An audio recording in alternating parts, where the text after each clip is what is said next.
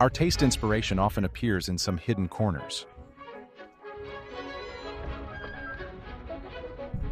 Knowledge gained from preservation has been passed down through generations, forming culinary traditions that have shaped the dietary culture of the Chinese people.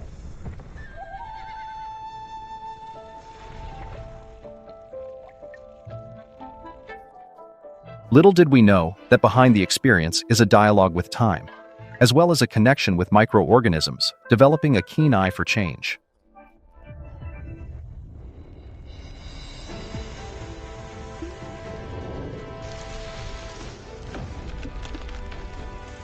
Is what you see as you imagine? Open the channel between the microscopic world and taste aesthetics. Let's embark on a journey to explore the natural change of flavors together.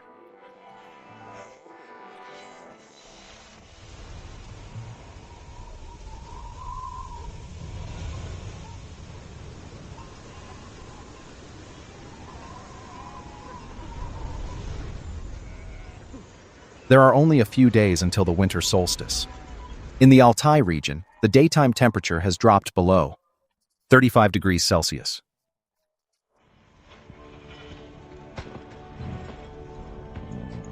Baha Tibik and his brothers are herding more than 300 sheep to the winter pasture. Herding sheep in summer is different from in winter. In winter, the sheep move fast in the snow, so they sweat. Then at night, they are likely to catch a chill. The winter pasture is 80 kilometers away from the autumn pasture. It doesn't sound far, but it takes 3 days to drive the sheep there.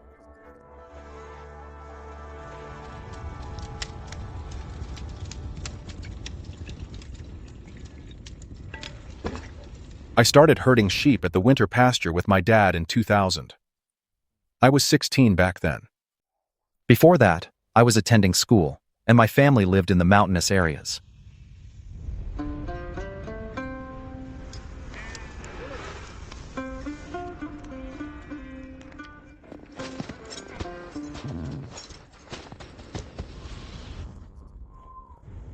In the biting cold wind, both people and other living things are in search of warmth and fullness.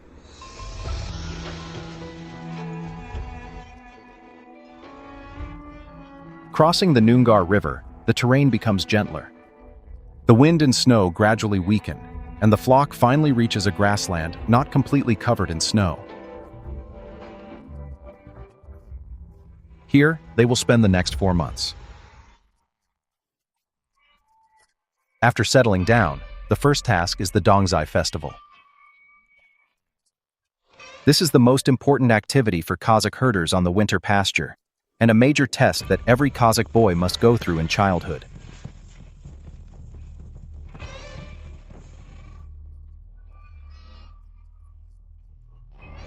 Only grabbing a handful of wool may not necessarily signify failure.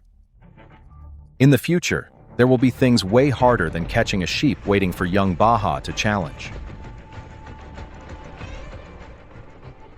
These strong Altai horses, although bred by herders, have retained their wild nature.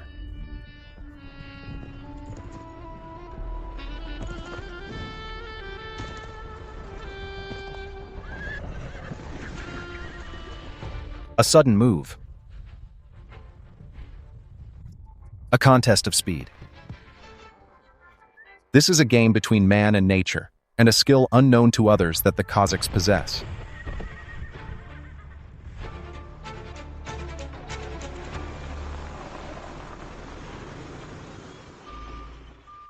At this time, the prefab building for winter provided by the local government has arrived.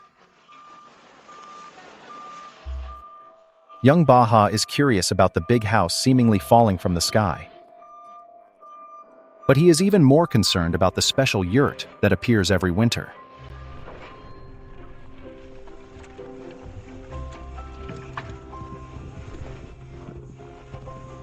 It is a spacious structure standing 3 meters high. Given its structure, it is not intended for living. For the Kazakh herders, this yurt is a cold storage unit with limited space.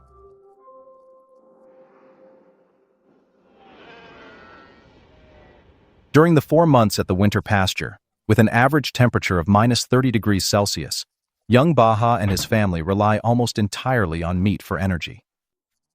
Eating horse meat is a long-standing tradition of the Kazakhs. A horse can yield about 230 kilograms of fresh meat, equivalent to 6 sheep.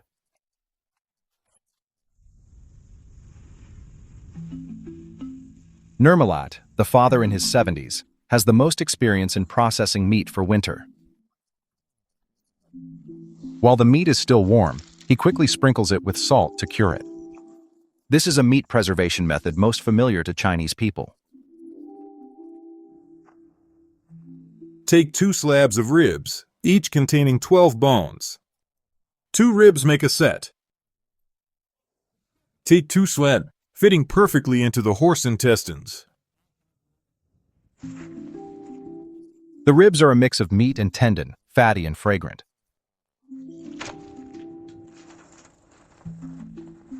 The horse intestine acts as an outerwear for the ribs, locking in the juices and fats. The length of the ribs corresponds perfectly to the length of the horse intestine. The connected ribs match the length of the entire intestine. The horse meat and kazai are hung in the yurt, bringing confidence to the family to brave the winter. The hostess, Mayor Guli, assumes responsibility for the family's meals. The grand feast after Dongzai depends on her cooking. Life isn't easy, but my husband and I work very hard to improve our living standards. Hope everything goes well for us at the winter pasture. When the tabanan is ready, a feast centered on fresh meat begins.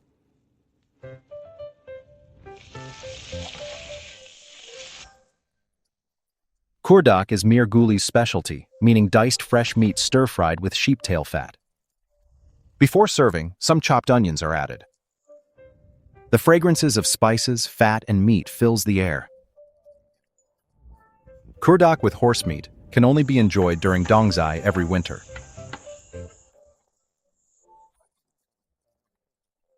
In the winter pasture, vegetables are even more precious than meat.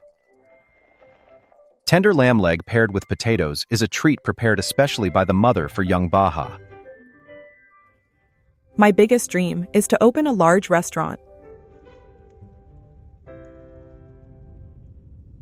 After the feast of fresh meat, the family will rely on the yurt that stores hope for the harsh winter ahead.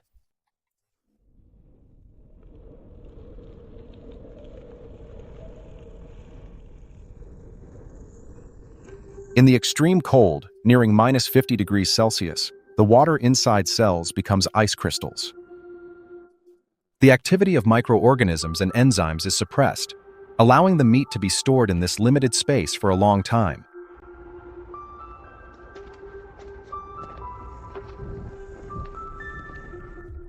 Burning saxaul and cypress branches in the yurt for 3 to 4 hours a day for a whole month not only accelerates the dehydration of the meat, but also imparts a subtle smoky flavor.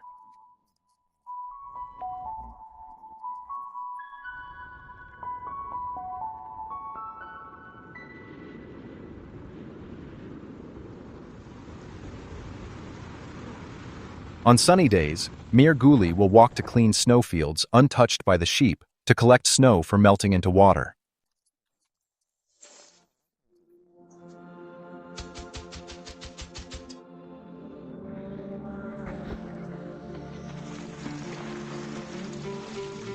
At this point, the kazai has dried completely, leaving a thin, translucent casing.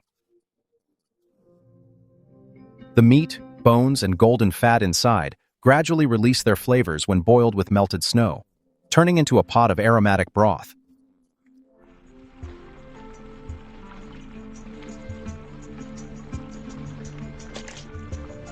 Put the mee and pin in the broth. Uncover the resilient casing. Slice the rib meat with fatty layers along the bone. This unique delicacy is a source of energy for the whole family to get through the winter.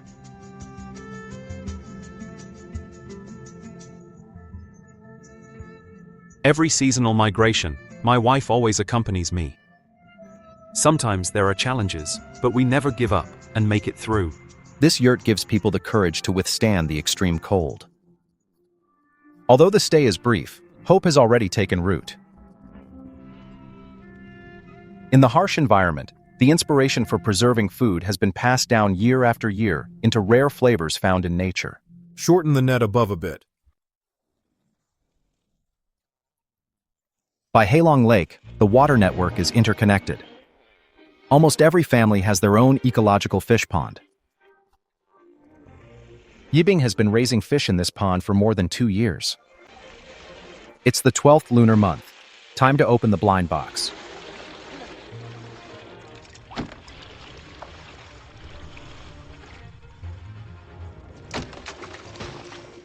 This weighs over 20 kilograms. Which is larger?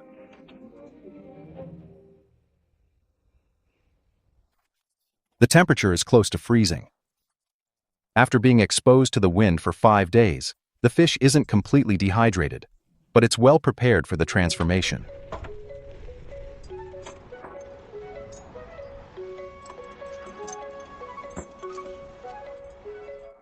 The small house by the fish pond has no windows, less than 5 square meters, yet it is a magic tool for creating delicacies.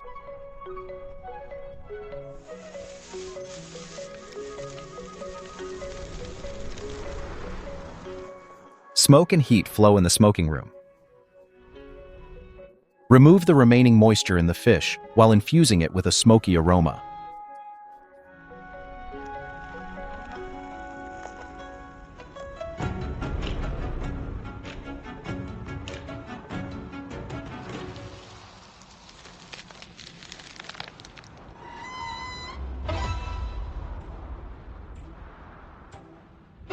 Five days later, the fish has totally transformed, becoming oily and waxy, red as fire. The aroma of rice, fish, chard, and barbecue, the complex flavor cannot be simply described as smoky.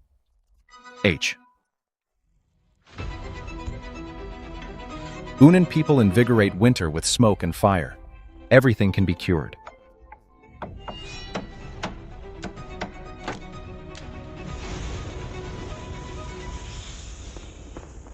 The old fishermen living in the Dongting Lake area are used to steaming the belly of a large cured fish, weighing more than 10 kilograms in cured meat.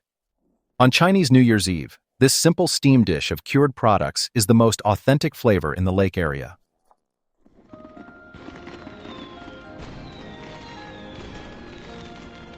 The smoky flavor was born from the wisdom of preserving food. Dehydration and drying are an ancient culinary practice. The occupation of Lauren, dried meat maker, was already documented in the Western Zhou dynasty. In the process of transforming from fresh to dry, we gradually discover that those wonderful aromas often originate from changes in the microscopic world. Guess what this is?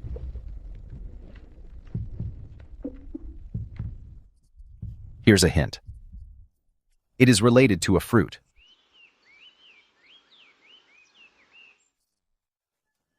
In November, even the sunny days in Neijiang are shrouded in a thin mist. However, there is one thing that stands out against the cold and gloomy winter days. At this time, they are dressed in red robes and look plump. Mandarin orange, the oldest citrus variety in China, has a cultivation history dating back over 2,000 years. To be preserved for a long time, it requires the cooperation of sunlight and time. When drying, the inside of the orange peel performs a great transformation.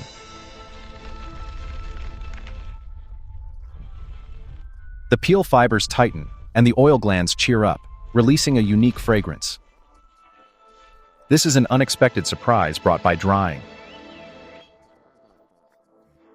This occasional fragrance leaves a memorable impression on the diverse Sichuan cuisine.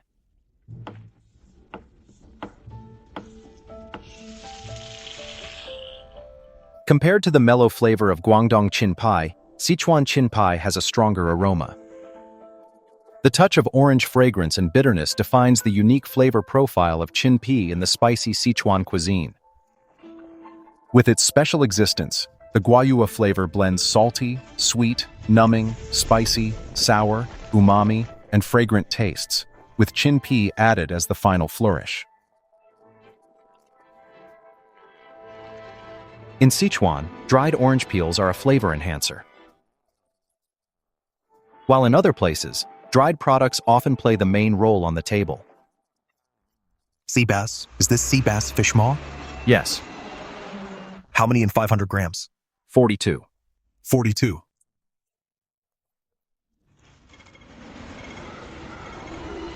In Hong Kong, along the Old Street, there are more than 100 dried seafood stores. Most of them are family-run businesses for generations. I've been doing business here for 73 years. We've been doing this since my father started it, for 60 years now. Dried Seafood Street is not an official name, but a customary title.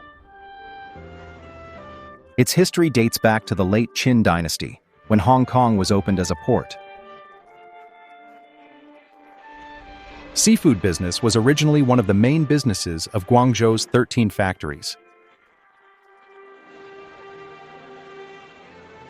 As times change, the variety of dried food here has gradually enriched.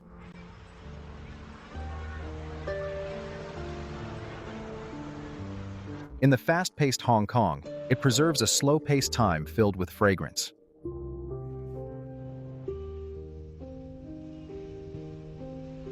The job is free and easy. Drying extends the shelf life of seafood. For thousands of years, the Chinese have honed the wisdom of dried and fresh foods, creating an upgrade in taste and texture. Flavors transform within a small space. In Guangdong, dried fish maw is commonly referred to as huajiao. It is a crucial ingredient for Guangdong-style soup. Since the umami of the fish maw is preserved with the aging of time, both high and low-quality dried fish maw require skillful rehydration to unlock their potential. The rehydration time for different dried seafood varies. If it is soaked in green onion ginger sauce, it will become more delicious. In the green onion ginger sauce, at 80 degrees Celsius, the dried fish maw gradually softens. Then soaking it in ice water overnight, it restores its elasticity and locks in nutrients. Shedding its dried form, it now contains over 80% of collagen, revealing the beauty of eternal youth and presenting an enticing elastic appearance. The loading of the umami flavor requires an additional 4 hours of double boiling.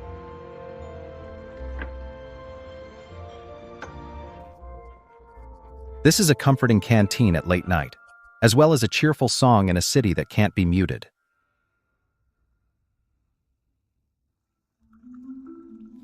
From fresh to dry, and preserving umami through drying.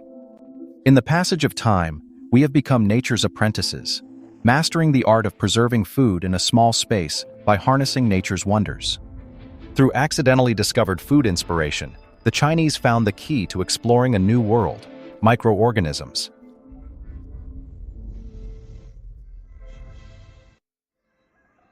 Mr. Zhou, I'm buying tofu. Okay. Your tofu is really good. His family has been running a tofu shop for generations. This tofu shop, hidden in the valley, is tucked away in a corner of the village. You can buy more next time. Soy pulp, it's yummy. This is delicious. Delicious it is, but I haven't made much. Make more. See you. Okay. We need to book in advance, or maybe build a little rapport. Tell Mr. Zhou to keep some for us so that we can buy some. Save some for me next time. Okay? Only he can make this. He is an experienced master. The hidden delicacy of the tofu shop is only available for 3 months after the beginning of winter, but the boss's joy is unlimited.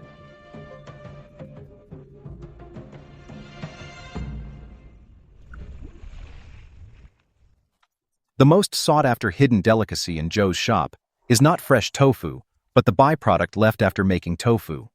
Therefore, the soybeans must be peeled.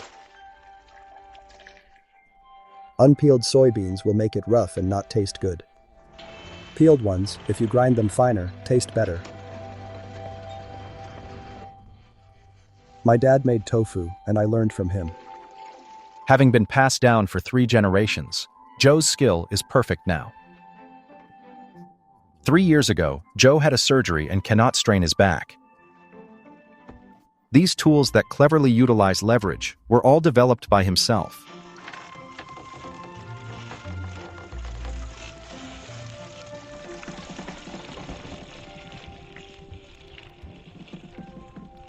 There's a reason for the birth of every master. Optimism and eagerness to learn are Joe's secrets to success. The unique ingredient of the shop's specialty is the leftover residue after squeezing soy milk, soy pulp. The soy pulp is entirely my own discovery. When my father sold tofu, he didn't make soy pulp because he couldn't make it well. At first, I couldn't make soy pulp successfully in one go. It often takes many failures.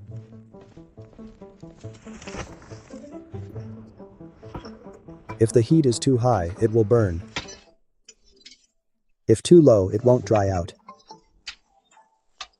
Stripping away the palm and embracing humility, soy pulp is reborn, transforming from worthless to extraordinary. The wisdom of the Chinese always explains the extraordinary in the ordinary. In Joe's view, frying the soy pulp until just dry without burning is the foundation for the next step. Generally, it requires some skills, but some things can't be explained. It's experience. It's the experience gained from practices.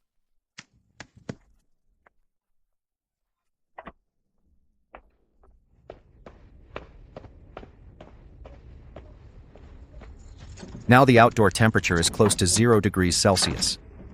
According to Joe's experience, using charcoal to control the room temperature at around 15 degrees Celsius. After 4 days, the surface of the soy pulp will develop a layer of creamy yellow fuzz.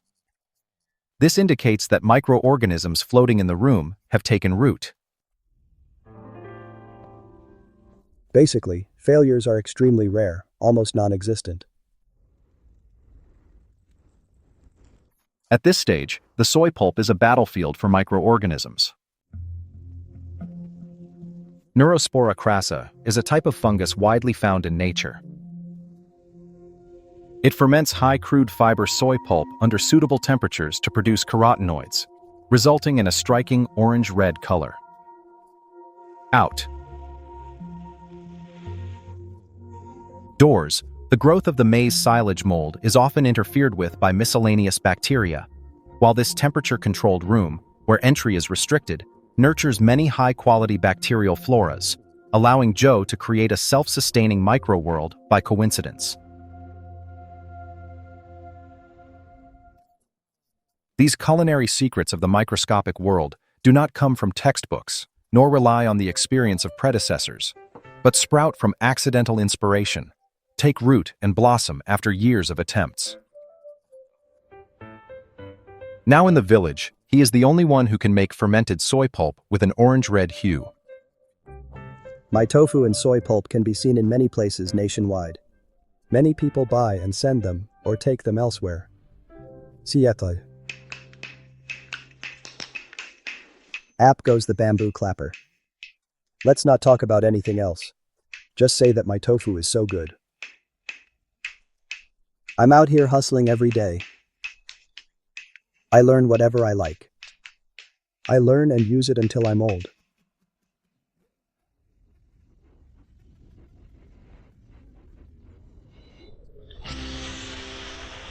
Fermented soy products are rich in free amino acids. Paired with fish soup, they can extract a rich and mellow aroma. These transformed soy pulp gold bricks have a texture similar to pork luncheon meat. The intense umami flavor is even a cut above meat.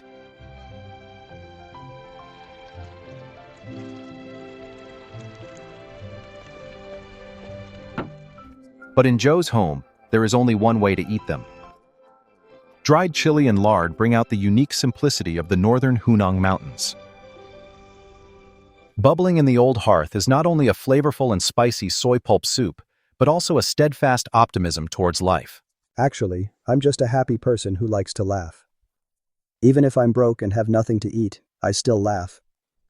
I laugh as soon as I start talking. In the daily successes and failures, we have figured out the temperament of microorganisms and summarized cooking wisdom. Of the various ways, there is the same secret.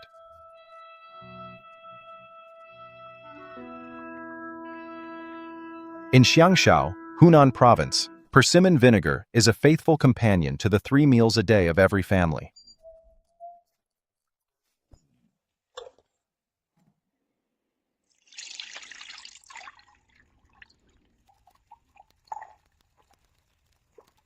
Mom, welcome home. Ma, just in time for lunch. Soaked buns in hot water. Try some. Okay. Nice. Is all the corn harvested? Yes.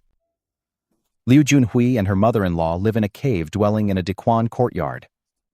The frost descent is approaching. The busy farming season is coming to an end.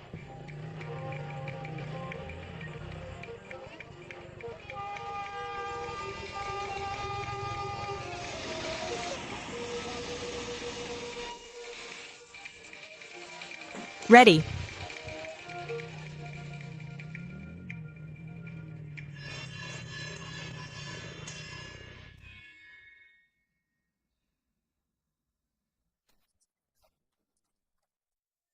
The 7-meter-deep Diquan courtyard follows the dwelling style of the Yangshao culture over 5,000 years ago. All 3 generations of Liu's family live here. Take the corn.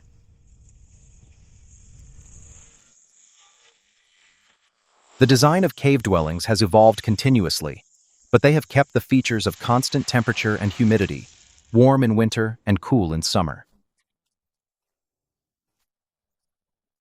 As in previous years, Liu Junhui takes a few photos in their orchard and sends a summons to her husband, Li Minghui, who is away from home.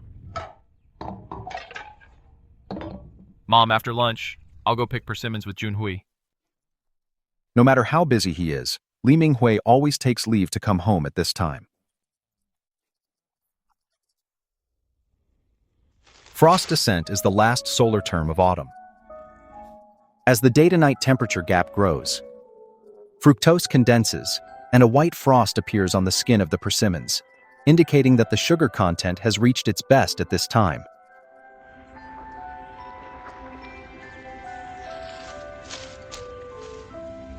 Look. After frost's descent, the layer of white frost on the skin of persimmons increases. This is natural acetic acid bacteria. We rely on it when brewing vinegar. Li Minghui is good at making persimmon vinegar. The brewing workshop is a cave dwelling in the Deaking courtyard. Liu Junhui stays home year-round just to guard this treasure.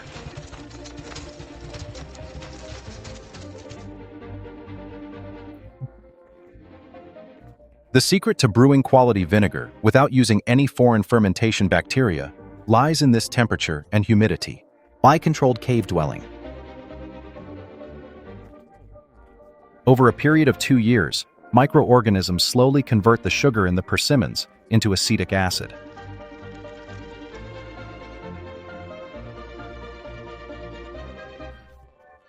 The practice of making persimmon vinegar dates back to the Northern Song dynasty. It is the most common homebrewing method in northern China.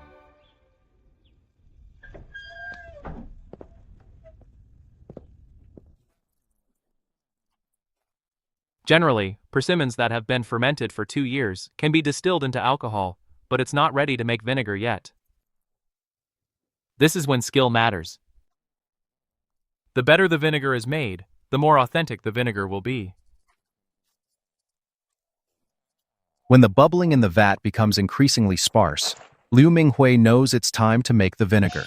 In Chinese, the term is lingzi, a process that adds wheat straw and repeatedly stirs the mixture. The impurities are absorbed and filtered. At the same time, the vinegar mash fully interacts with the air to promote oxidative fermentation and accumulate aromatic substances. The Lingzi process must be repeated at least 9 times. Then it must be exposed to sunlight and stored in a cave for over a year. Once the vinegar is clear, its taste and flavor reach their best.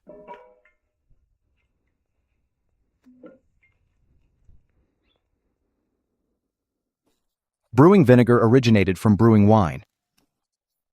The history of consuming vinegar in China spans over 3,000 years. Sourness is a prominent flavor among the 5 flavors, not only because of its antiquity, but also due to its unique taste appeal. Rice vinegar, commonly used in Beijing, is solid-state fermented, with a milder taste. It is especially suitable for dishes like stir-fries with vinegar. Adding rice vinegar in cooking has its rules. Usually, the vinegar is added around the edge of the wok before serving, instantly releasing aromatic substances and stimulating a sour and tangy flavor. Generally, the vinegar we use at home has a 3.5 to 4 degree acidity, while sweet and sour fish uses 6 degree mature vinegar. When it comes to vinegar, people from Shanxi never fall behind. The 6-degree mature vinegar is fermented for 6 to 10 years. In the thick, sweet, and sour sauce, it contributes both the sourness and the flavor brought by the fermentation of grains.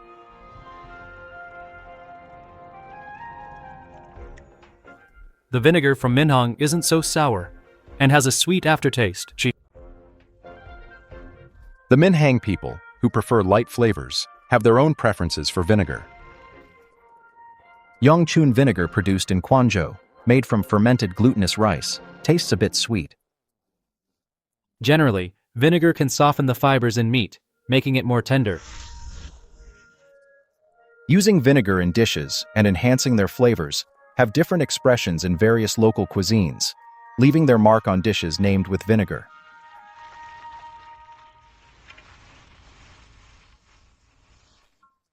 For Liu Minghui's family of 5, the time of making vinegar is also a time for reunion. Watch out. Take care. Liu and her mother-in-law always make dumplings for a family feast. In the quiet vinegar vat, another treasure is about to emerge. As time goes by, a film forms on the surface of the persimmon vinegar. It thickens slowly, resembling fatty meat. Some call it vinegar coating, others vinegar cover. Is it edible? Simply put, it's the essence of persimmon vinegar formed by high-quality microbial protein and a lot of cellulose.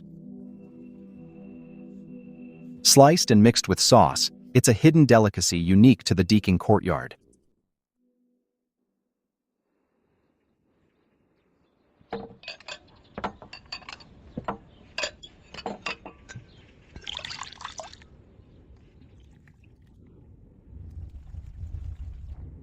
In the underground courtyard, people, space, and microorganisms learn from each other's strengths and complement each other.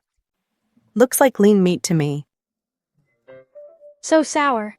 It's like the liang pea I usually eat. When I feel tasteless, I drink some vinegar. I never had vinegar cover. Mom loves vinegar. Do you know that? No. Mom is known as the vinegar jar. We try to master microorganisms, but microorganisms inspire our taste buds. In the world of fermentation, microorganisms brew ingredients in countless ways, renewing flavors and silently enriching the culinary pleasures of the Chinese people.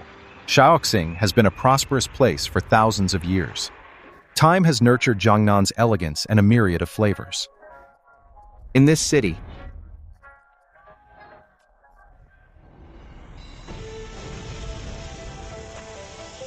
you must try food made with Huangju lees in Shaoxing. The gustatory wisdom related to brewing has been passed down in this land for millennia.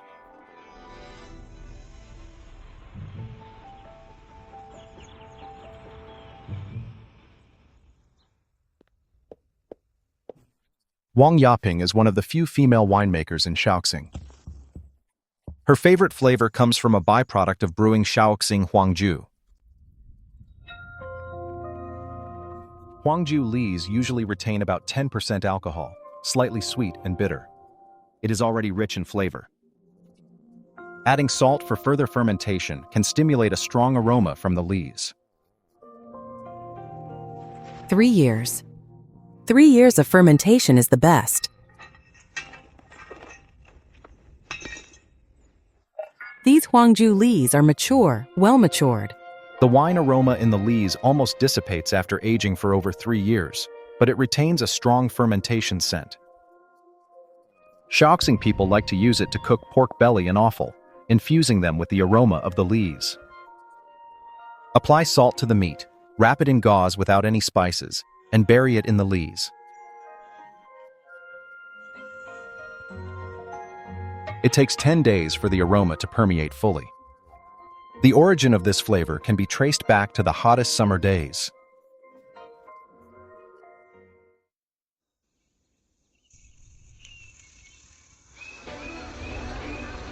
In August, Shaoxing is unbearably humid and hot. A boat on Jianhu Lake breaks the morning tranquility.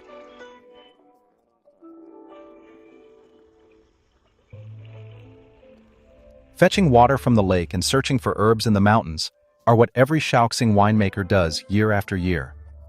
I'll pick the tender ones and dry them later.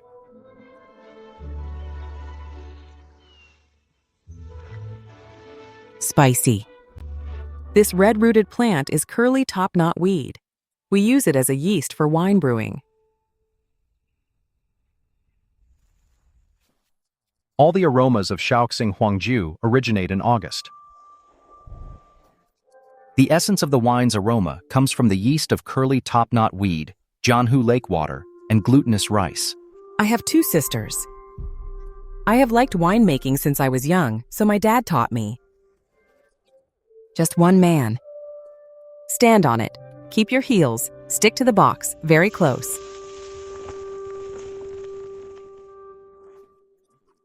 The yeast balls are put into the vat for fermentation.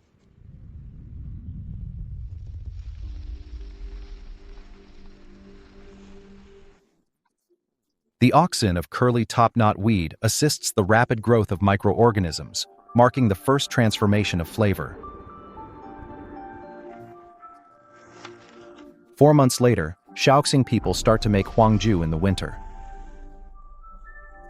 The glutinous rice is steamed, put into the vat, and mixed with the starter culture. Thus, the second fermentation begins. The complex 6-month fermentation process enables microorganisms to reproduce and grow, imparting warmth and vitality to the glutinous rice. Tiny bubbles narrate the story of the wine transforming from sour to sweet, and from sweet to fragrant. When the glutenin is completely degraded and turned into a mellow aroma, the microorganisms have completed their mission. Although the lees left are a byproduct of Huangju making, they can still be valuable if used properly. After further fermentation for 3 years, they can transform ordinary home-cooked dishes marinated for 10 days into non-intoxicating delicacies. Pork marinated in Huangju lees has the aroma of Huangju without the fishy smell in the meat. In Shanghai, 200 kilometers away, the aroma of Huangju lees is expressed differently.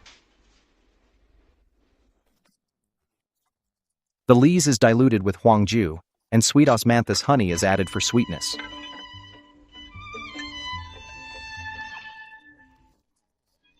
This technique is called jiaozhao.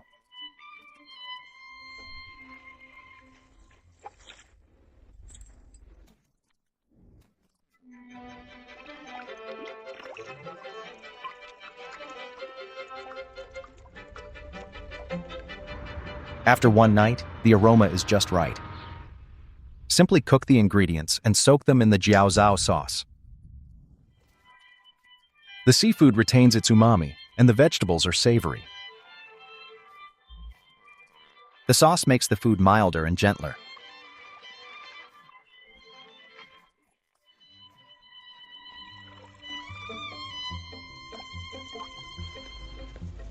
Mom, is this what you cooked today?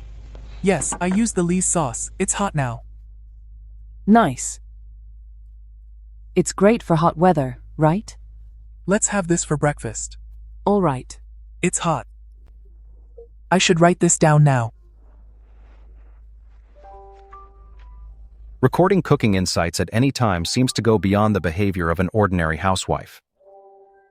Hu Li Mei, now in her 80s, has over 60 years of cooking experience. Back then, female barbers and pilots were all first generation. I'm a first-generation female chef. That's when I started working at a restaurant at the age of 19. The braids were inconvenient. I didn't like long hair, so I cut it short. After that, I went to a photo studio. I styled a little fringe, just like this. Although she has long been retired, Hu Li Mei's skills remain sharp. A signature dish that is still famous today pairs perfectly with her jiao zhao sauce. How much is the yellow croaker? 50 yuan per kilogram. This one doesn't have a belly. That's fine, I'll take that. This one is different. Okay, I want two, okay. Goodbye. Thank you.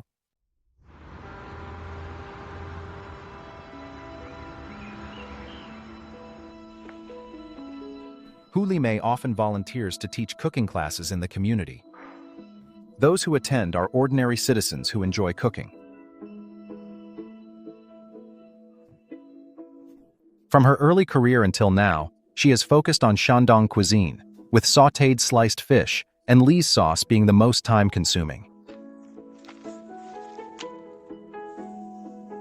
After retiring, she returned to her hometown. She switched the main ingredient from carp to yellow croaker. In her view, the tender yellow croaker pairs better with the mellow jiao zhao sauce. We use egg white and cornstarch to coat the fish slices. This is like giving a baby a bath. It was a 7,000-member conference in Beijing. This is a group photo of the chefs. They cooked for the 7,000 people. Amazing, right? 4 dishes and 1 soup, simple. Look, do you see that? Well, females usually don't have this muscle. Only the chefs do. Although the wok has become smaller, Hu's muscle memory remains intact.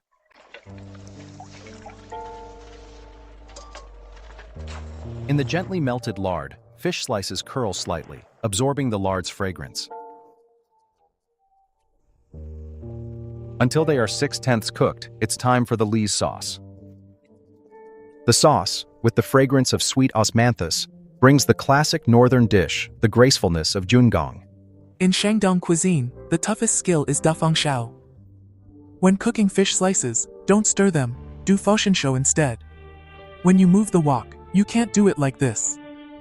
You should let the ingredients fall over naturally and then catch them. It's very gentle.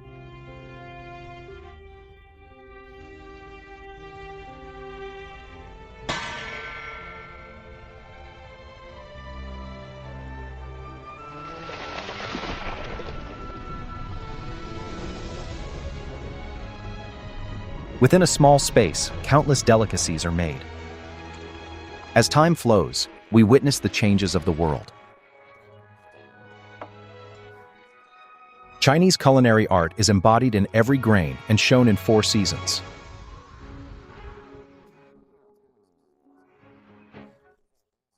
From microscopic to macroscopic, let's see if you also have the insight to understand the essence of it all.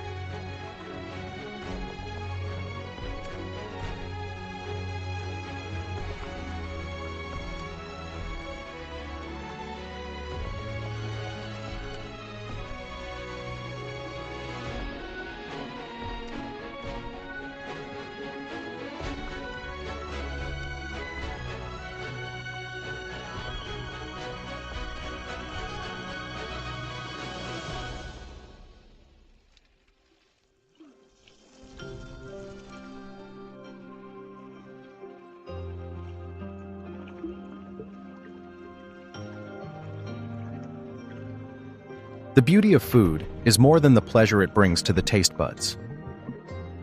In the world invisible to the naked eye lies the great wisdom of the Chinese people in following the laws of nature and achieving harmony with it.